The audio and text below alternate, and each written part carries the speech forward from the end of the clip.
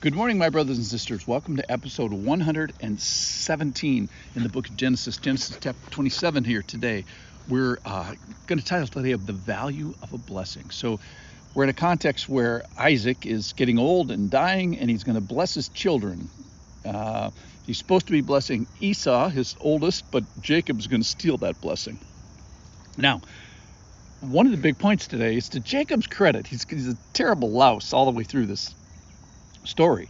But one thing that he does right is he gets the motivation right for the story, which is he values the blessing of Isaac. He understands that God started this blessing through Abraham and then his son Isaac, and now it's the next generation, and he wants to be a part of that. So that's a good thing he does it in terrible ways. Esau has already kind of disvalued the blessing and disvalued his birthright, and now in association with that, he's going to lose his blessing. All right, Genesis chapter 27, verse 14. So he went and took them and brought them to his mother. He's talking about a couple of goats he's going to make into a stew.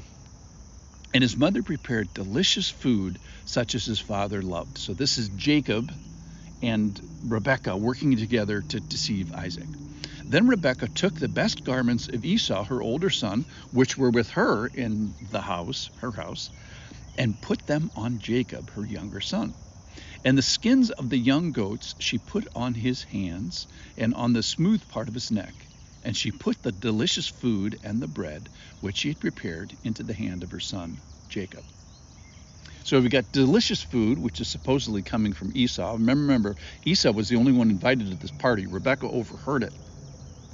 And then he's got garments that are actually his garments. So special clothing that typically in the Mideast described the social rank of the wearer.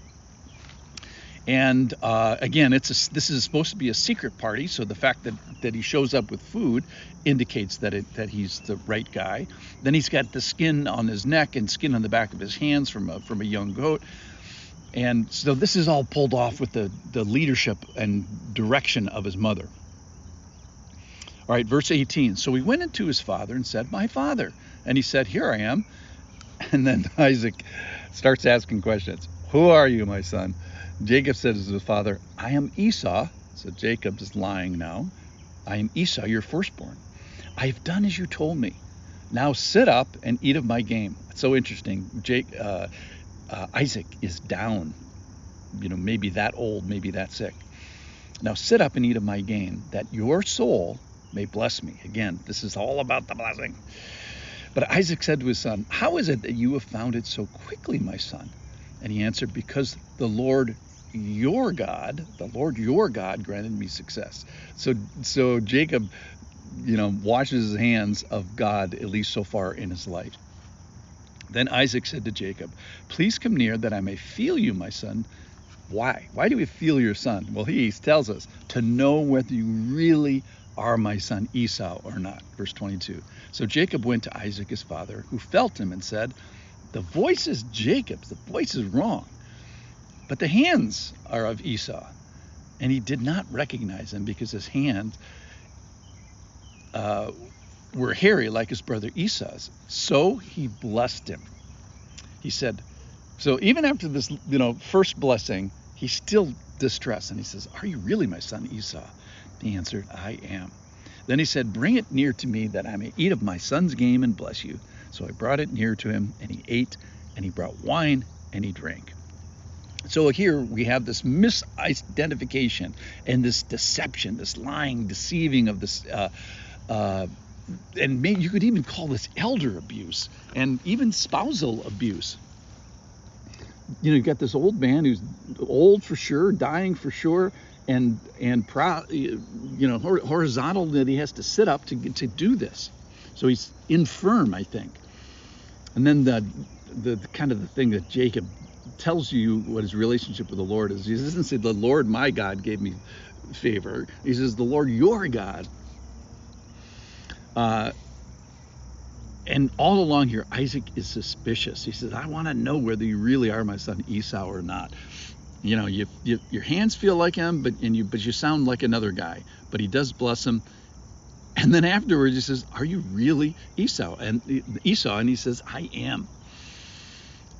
All right, verse 26. Then his father Isaac said to him, "Come near and kiss me, my son." So he came near and kissed him, and Isaac smelled the smell of his garments and blessed him and said, "See, the smell of my son, as is the smell of the field that the Lord has blessed." So this final investigation is this smell. So the 5 senses, he touches them, he tastes them, and he smells them. He can do all those things, but the sound isn't right, and the sight isn't right because he's blind.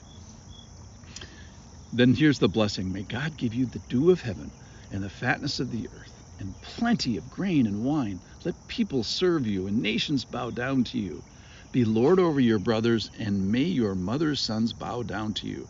Cursed be everyone who curses you, and blessed be everyone who blesses you. So we have the dew of heaven, kind of the rain from the sky, fatness of the earth, grain and wine, people serving you, nations serving you, family leadership and family predominance, and blessing of those who bless you, and curse for those who curse you.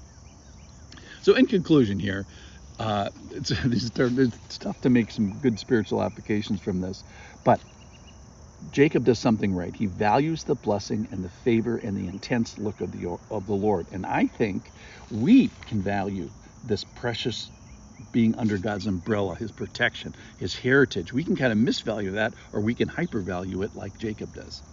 So it's great to be, remember, it's great to be in the family of God. It's great to be chosen and at home with God. It's great to have a future with God. So now what? So if you value it, then you do certain things, which is, I think, what do you do with this great favor of God? You sit here snug as a bug in the comforts of its blessing, or does it make you think and perhaps turn the light bulb on and say, hey, I want to be a missional person. I want to be on task. Why? So that others can get into this family and enjoy the same blessing. Thanks for listening.